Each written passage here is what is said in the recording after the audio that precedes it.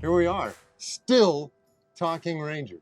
In Boston, we're In still Boston. talking Rangers. Hey, you went into the Monster today, huh? I did. First time? No, I went in 23, and I actually, it's funny, I signed the wall. Yeah. I was having a talk with Jack Leiter, and we both agreed that it would be really cool if it was only former players who signed, or active or former players, but that's not the case. You get everyone and their mother signed it. So I signed when I went in 23, and someone sent me a picture last year. They happened to see my autograph because I put my name in print underneath it. Okay. But I was looking up and down. I couldn't find it. Then Jack Leiter found it. He did? He did, because it was actually, I now remember this. I put it up where you have to stand on something or be like an NBA player to reach it. And I did it specifically because I figured that wouldn't be a high traffic area. Yeah. But it's not something I could reach without getting some vertical assistance. But yeah, I did. Have you ever done that? I have, but I assume that it's gone.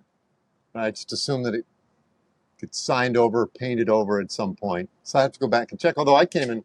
Would you know where to look? I don't even think I would. I don't think I'd have any idea where to look. I did take a video in 23 when I signed it from like the door to where I signed it in case I ever forgot. I just now need to make sure I know where that video is. So I'll never find it. Yeah. So of all the thrills of our job, right, and there are many, we get to talk to the guys, we get to be a part of the action on any given night. It's the best, right? But this kind of nonsense right here, this is the best. Going into the Green Monster, sitting on top of it here at whatever time, 3:30 in the afternoon, while the guys are taking BP, starting to warm up. This is the stuff that you can never take for granted, right? This is the stuff that it's not in the manual. It's not on the list of, the itinerary of things you're going to get as a big league broadcaster. But this is it. This is the money stuff right here. Yeah, we just shot, and you mentioned going to the Monster. We took 5 players: Caleb Bosley, Blaine Krim, Dustin Harris, Jack Leiter, and Evan Carter. None of whom had been inside the Monster. Sure. So we took those 5. It's going to be on the pregame show tomorrow. But like, those guys like clear their schedule to be able to do that, right? Like that's when it's like, holy smokes, that's kind of neat. And I was thinking about this morning. Are there like what are the other iconic sports venue features? And is this the most iconic?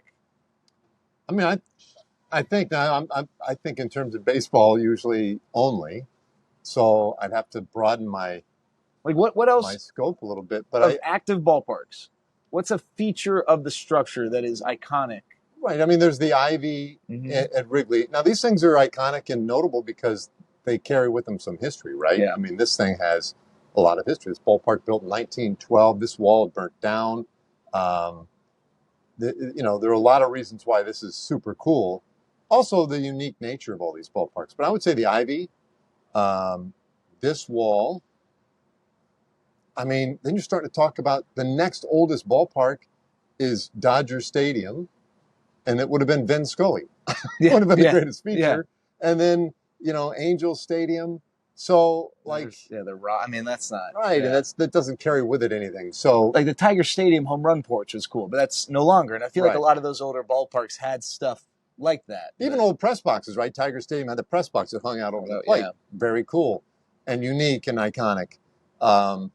Now San Francisco and the arcades out in right field, giving way to McCovey Cove. I think Pittsburgh, just the fact the Allegheny's right there, the view there, I guess, is iconic, and Clemente Bridge.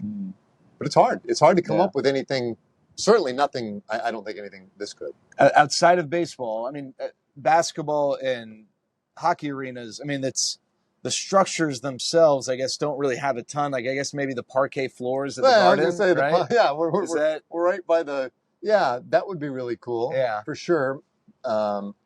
Madison Square Garden is the pretty Oregon, awesome. Well, and then again, the Oregon at Wrigley and at Dodger Stadium. But it's tough. It's tough to come up with stuff quite like this. I mean, Lambeau, like I was talking to Caleb Bosley, who grew up about 45 minutes from Lambeau Field. And like that's in terms of active venues with history, Lambeau, Fenway, Wrigley are kind of on a short list. I mean, maybe Madison Square Garden. The Celtics don't play at the Boston Garden anymore, so it's not active. Right. You kind of have to go probably to college football stadiums. Yeah, and basketball arenas, right? Yeah. The Palestra. Palestra, yeah. We were talking about that on the bus a few weeks ago, right? The Palestra? A year ago. That was that one I think it might have been. Yeah. Oh, wow. Okay. Yeah. But that's a good one. But yeah, it's tough. What's interesting to me is like these seats, right? The top of this hasn't really been inhabitable all that long. But you'll notice, like, and maybe we'll get a shot of this when we're done. But even the seats are made to kind of bring back that nostalgic feel. Not comfortable, not big. Like it's as if to give off the air that they have been here for, decades and decades, which is just not the case. But that's one of the good things they've done here, right? Even in the upgrades, they've maintained a lot of that historic flavor. So I read why they built the wall. Do you know why they had the monster? I don't mean to put you on the spot. No, I do remember reading this because there was some.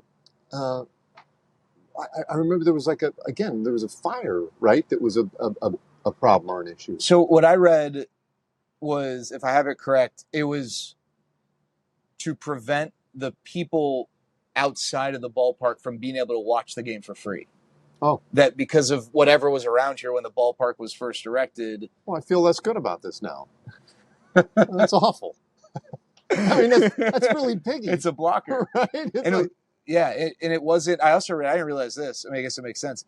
It wasn't green until like the 50s or something, I think. Okay. I got to get the date right. Maybe 58 or something. But it used to just be wood. Yeah. And it wasn't painted. It wasn't the green. It was just the wall. Sure. I do like one of my favorite features of it is the ladder that's in play. Yeah. I've never seen a ball hit the ladder in play, but that would be pretty awesome. The other cool feature of this ballpark, right?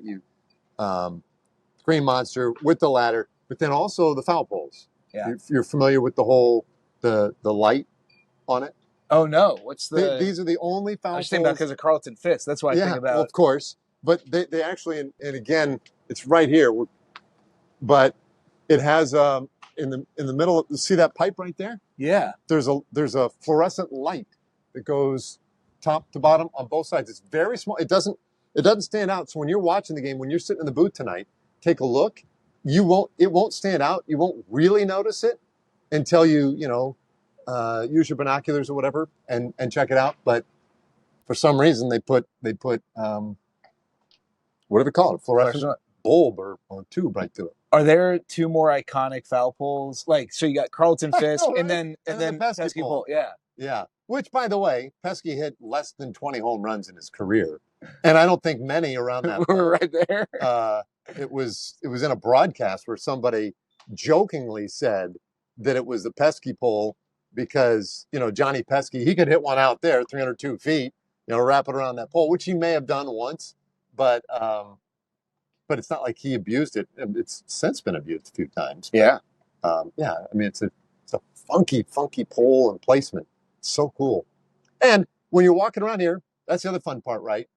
There's some people new to the travel party who have been here this week. And they're like, I'm walking at 12:30. I'm going to walk over to the ballpark. You walk over here and you walk around this neighborhood. If you didn't know Fenway Park was here, you'd think it's just an old building. Yeah. It's so beautifully nestled in to the neighborhood. It's a part of the neighborhood. It was always a part of the neighborhood. I think that's just wild too. Yeah. I think we talk about downtown ballparks and those are really cool. But yeah, some of these neighborhood ballparks also have like a charm that you just don't get. And you'll never replicate and you'll never get them back. Yeah. We'll never do this by design. No one's ever going to do this again by design, which is why people cling so tightly to this place for all its foibles. In our lifetime, do you think they'll get rid of Fenway Park, or do you think the Red Sox will ever play anywhere else? I mean, I hope not, but I don't think so. I don't know why you would. Yeah. Same with the Cubs, right? They threatened a few years ago they were going to move out like a good 20, 30 miles from where they are, where there's this confluence of freeways and, kind of the urban sprawls headed that direction. It sounds like a brilliant idea. It would be insanity. Yeah. Because these places are, to overuse a metaphor, they are like baseball meccas. People come here just to come here, you know, to ease his pain. They come here, right? I mean, it's part of movies. It's part of culture. So you build a neat ballpark somewhere, great. Who cares? It could be really nice, Yes, but it'd be it's awesome. not this. Yeah, you can never recreate what they have here. You just can't do it. So I don't know why you would let it go. And I'll be honest with you, I think Sweet Caroline sucks. Like, I just don't like the song. I think it's a bad song. But when I hear it here, It's fun. it's fun. Yeah, it's fun. It's a great anthem. Yeah. Right?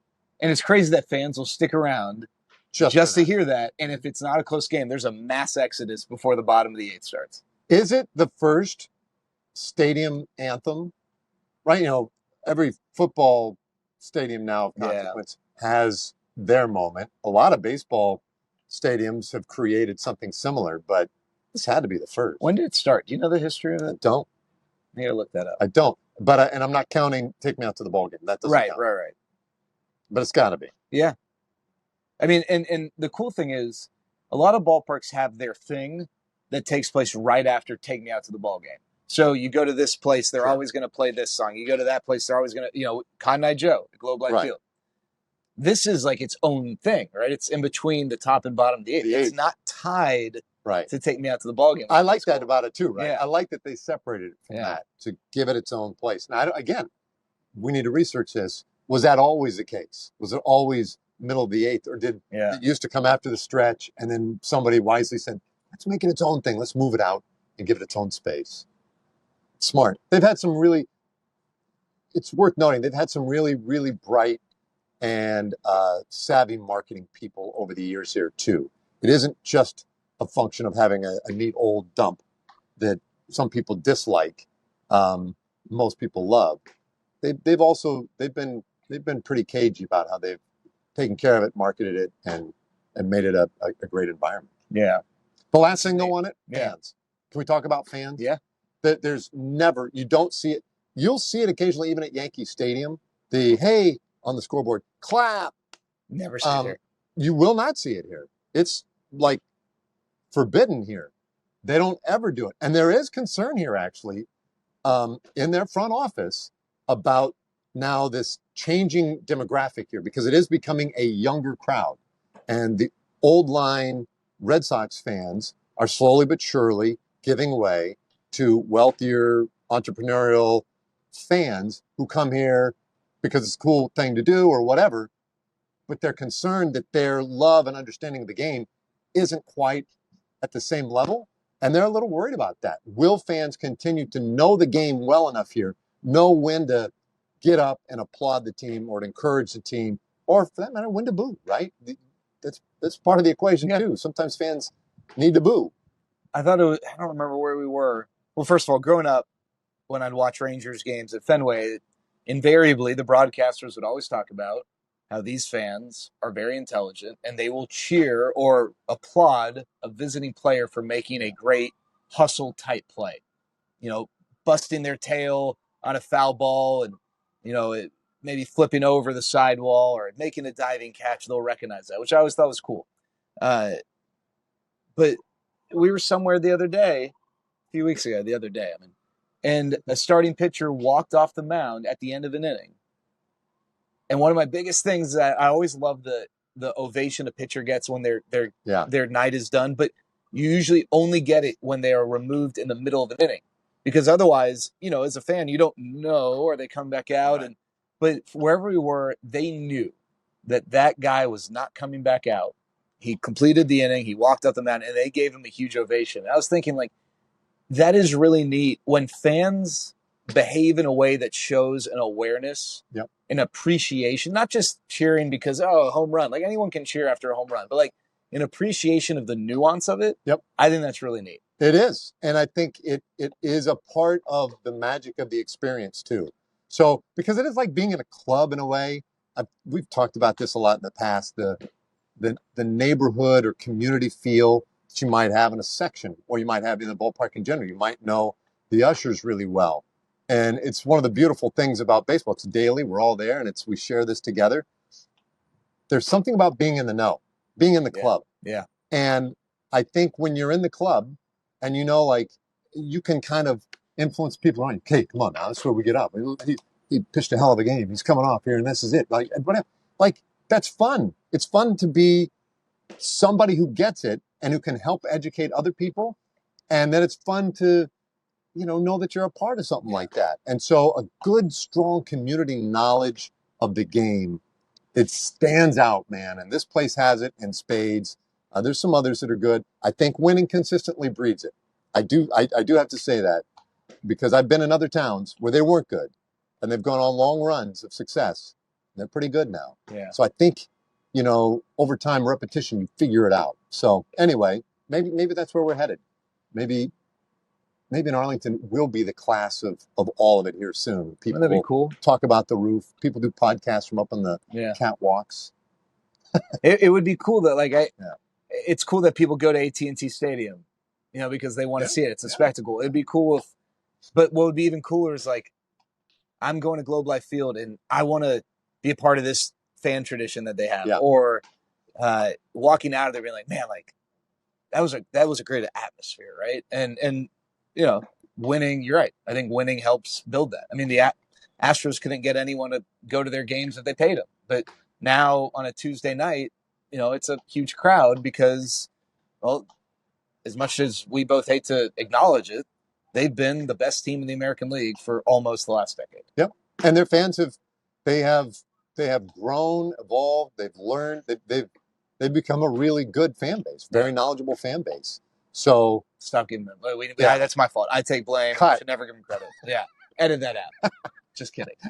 It's okay. It's okay. There's not. Listen, man, the more great baseball places there are, the better. We're all better for it. So we look forward to this stuff, right? It's great going to these different ballparks and experiencing and sharing in that kind of fraternity. You're competing, but there's also but we are in this together type of deal. For sure. Yeah. For sure. You think you can get one of these guys to throw some ball up here? Doubt it. Well, this was fun, man. It's fun. Hey, we're still talking Rangers. This is amazing. Can't stop. Yeah, can't stop, won't stop.